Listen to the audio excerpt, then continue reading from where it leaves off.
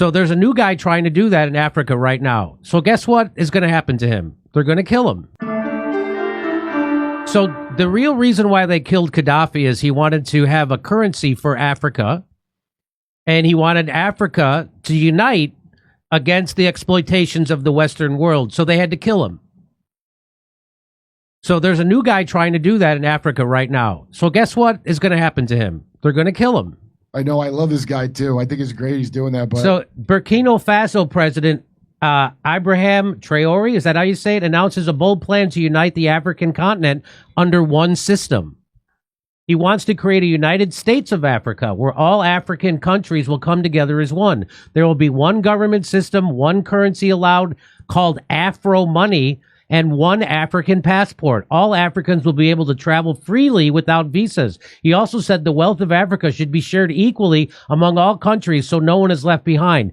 That's why they kill everybody. That's why they got rid of the guy, Mossadegh, when he was running Iran in 1954, because he wanted to keep the oil profits for their own people. Immediately, the CIA overthrew him. Do you know that the Shah got thrown because the trilaterals wanted to put in the Ayatollah because the Shah minorly wasn't doing what they wanted? Yes. So that dictator wasn't even good enough for the other one they put in the Ayatollah. And so the same thing. The reason why they killed Gaddafi. Under Gaddafi, Libya had the highest standard of living in all of Africa. What sealed Gaddafi's fate was his plan to create a pan-African gold-based currency to release the continent from the shackles of the petrodollar. This couldn't be tolerated by the West. The rest is history. That's why they killed him. Well, I remember we've covered that on this show many times. We've told you, and that's another truth that I don't think Jon Stewart will ever tell you either. Well, he doesn't know. Do you ever see Gaddafi Mad Dog Killer on Showtime? It was a documentary about when we kill one of these people, we make like a good, and we killed a bad man. Yeah. So they talked about, and they made it like he had this cuckoo idea that he was going to unite Africa under a currency. Yeah. And he's like a tin pot dictator. Yeah. And I had no idea what the petrodollar was when I saw that. Okay. So that's where they're laughing at the very idea of that. But that is why they kill these people. So let's watch this. More speculation has been raised on the reasons for NATO's intervention in Libya. And as RT's Laura Emmett reports, the organization may have been trying to prevent Gaddafi from burying the American buck.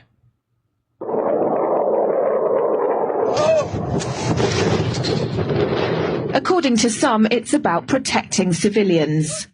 We must not tolerate this regime using military force against its own people.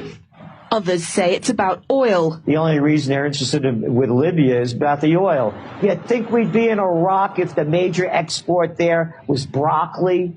But some are convinced intervention in Libya is all about currency, specifically Gaddafi's plan to introduce the gold dinar, a single African currency made from gold, a true sharing of the wealth. It's one of these things that you have to plan almost in secret, because as soon as you say you're going to change over from the dollar to something else, you're going to be targeted. There were two conferences on this, one in 1996 and another one in the year 2000, called the World Mataba Conference, organized by Gaddafi. And everybody was interested. I think most countries in Africa were keen. Gaddafi didn't give up. In the months leading up to the military intervention, he called on African and Muslim nations to join together to create this new currency that would rival the dollar and euro.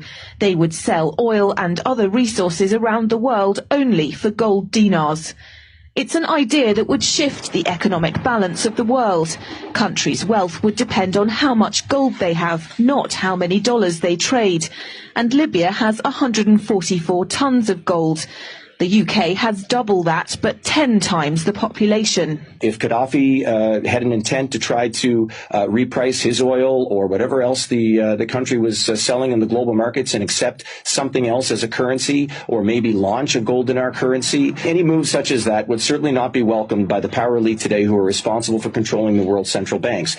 So yes, that would certainly be something that would cause his immediate dismissal and the need for other reasons to be brought forth for removing him from power.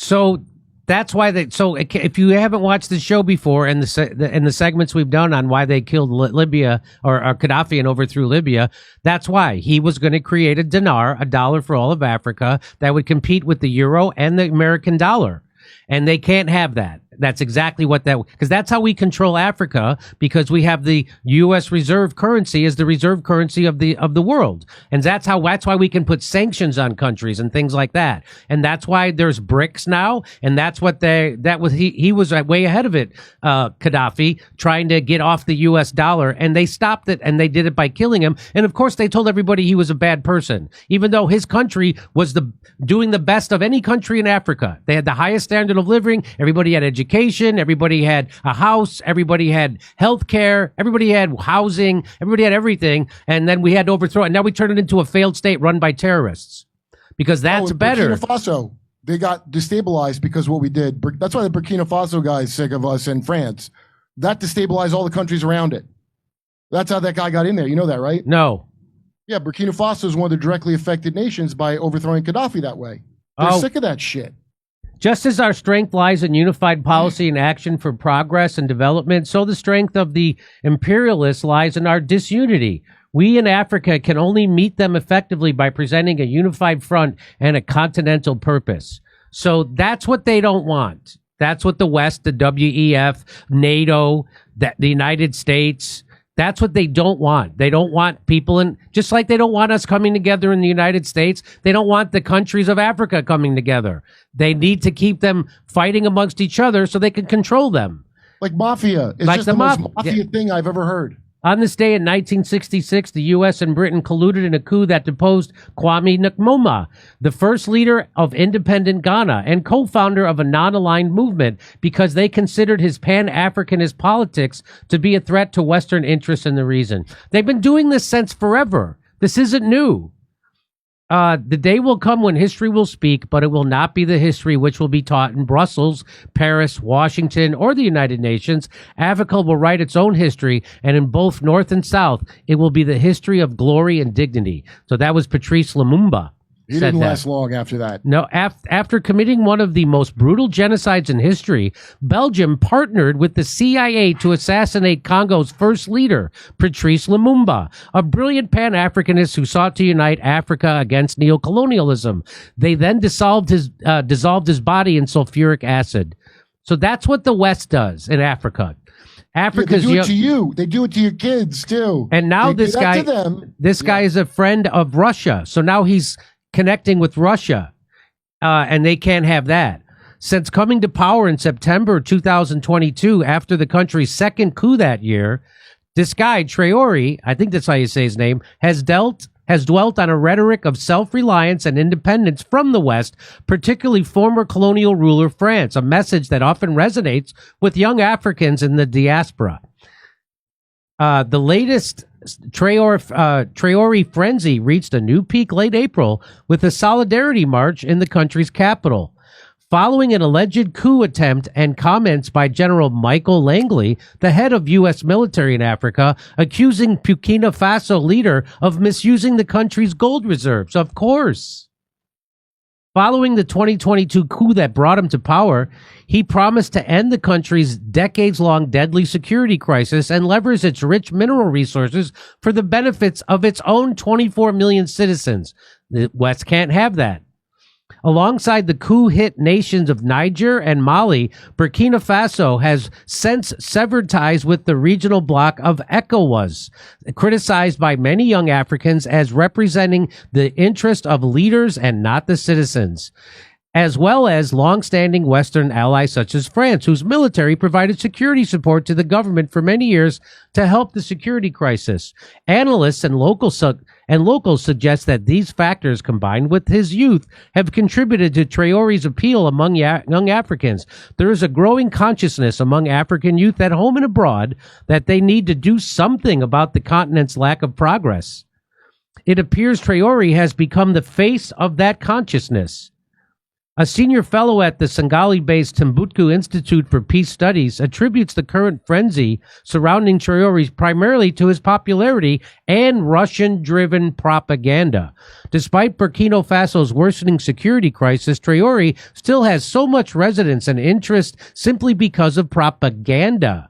In Africa, there is deep frustration with their traditional leadership. So there is polarized anger. So this is the AP trying to tell you that this guy's just being propped up and there's nothing real about him. Still, allegations of propaganda do not adequately explain the excitement that has built up around Africa's youngest ruler, according to Chidi Akinalu, an African analyst and professor at Tufts University. Traore articulates a revolutionary message that is appealing to young populations frustrated by the thievery of what passes for democracy in their own countries. That's what's happening.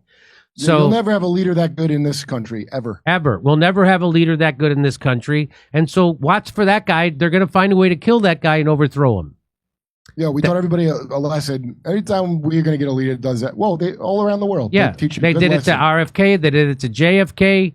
Anybody who gets on the line, okay. So that's what's happening. So now I'll see you August 3rd in Oxnard, California, and then I'll see you in Rutherford, New Jersey, and I'll see you at the Village Underground in Manhattan. Go to jimmydore.com for a link for tickets. Come see us in Oxnard, California, Rutherford, New Jersey, Manhattan, New York, Edmonton, Calgary, Vancouver, Appleton, Wisconsin, Rosemont, and Chicago, Illinois. Go to jimmydore.com for a link for tickets.